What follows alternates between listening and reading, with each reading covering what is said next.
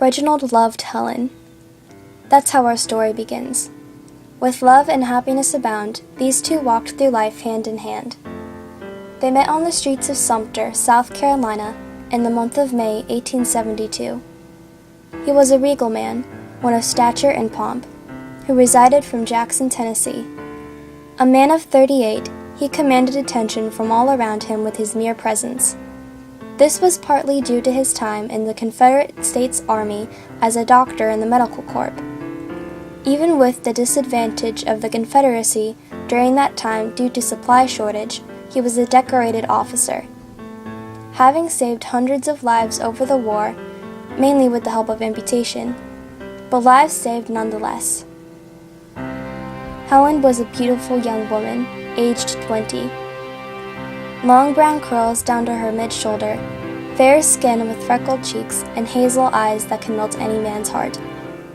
She was the daughter of a local businessman in the area, the youngest of 3.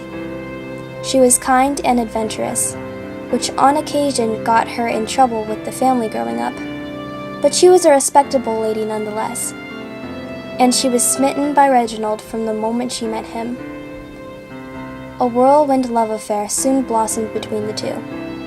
They met in secret at first. Both were keen to meet, but felt her father might not approve. However, they brought forth the information to her family, and to Helen's surprise, her father was elated. A former serviceman and doctor, what a find he felt for his youngest daughter. The two began an official courtship after that, and both were happy. But happiness soon turned to dread.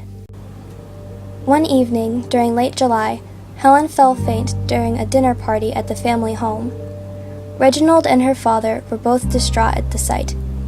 She soon recovered, blaming it on the heat, as it was a humid day that day. A few days later, she passed out yet again, this time while out on a carriage ride with her beloved. The people surrounding them were frightened at the sight, but Reginald, being the consummate professional, was at her side and aiding her quickly. A third episode occurred during a formal gathering in the town hall for a festival the following week. Only this time, she fell victim to chest pains prior to fainting. This time, she did not rebound as quickly. She was put to bed and remained there for several weeks, under the care of her dear Reginald, of course. He rarely left her side and tended to her every need. He loved his Helen after all. Why wouldn't he? She continued to worsen to the dismay of her loved ones. She soon started having convulsions, along with bouts of chest pain and shortness of breath. The family were concerned that it would not be long before she passed from this world. But none could figure out the cause, not even her love. All he could do was sit by and help make her comfortable, even helping her to drink water to help with hydration on the hot August nights. Helen died during the beginning days of September. She had fallen into unconsciousness after an episode of convulsions and never woke again. She stayed in the coma for nearly a week, until she finally released her final breath. The family were distraught by this, but none more than Reginald. His love, his dearest, was gone. He kissed her gently on the cheek and told her that he loved her before leaving the room for the family to grieve alone. The burial took place some days later, laid to rest in the town cemetery. Her family stood over their grave as the pastor stood and gave a moving sermon. Tears were brought to the eyes of all but Reginald. He stood there, ever a gentleman, holding his head high in strength. His love was gone, and he would be strong. She would have wanted him to be that way. Soon the gathering of family and friends were parting from the grave of the beautiful young woman now in her final resting place.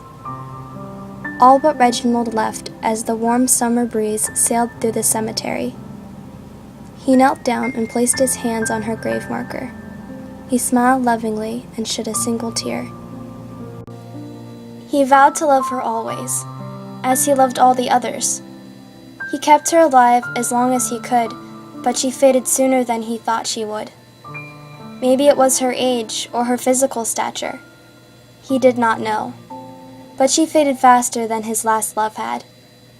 He didn't have the time to care for her like he did the others. He swore to himself then and there to do better the next time.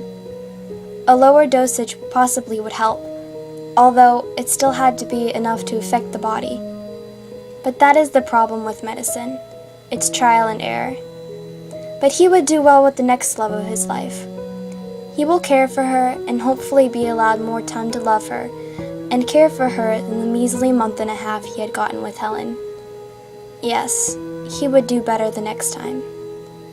Next time, he will use less arsenic.